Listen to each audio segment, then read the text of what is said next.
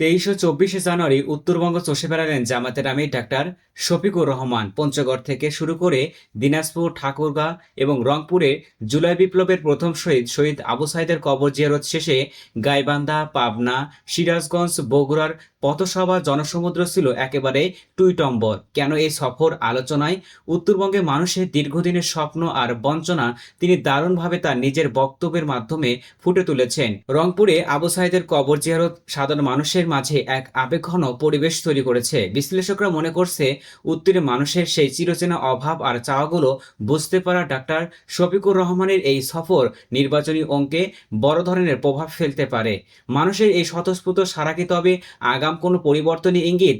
জামাতের আমির ডাক্তার শফিকুর রহমান নির্বাচনী প্রচারণা হিসাবে উত্তরবঙ্গে গিয়েছিলেন এবং সেখানে 23 ও 24 জানুয়ারি অবস্থান করে।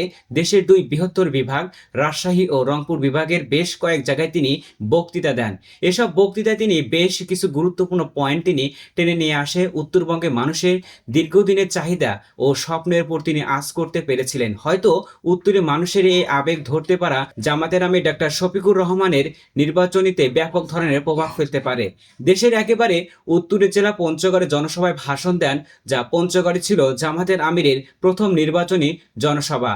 এরপর দিনাজপুর, ঠাকুরগাঁ, রংপুর জুলাইয়ের প্রথম শহীদ আবু সাইদের কবর জিয়ারত করে গাইবান্ধা হয়ে বগুড়া শহর, সিরাজগঞ্জ, পাবনার বেশ কয়েক জায়গায় তিনি নির্বাচনী ও পথসভায় অংশগ্রহণ করে এবং এরপরে তিনি ঢাকায় চলে আসেন।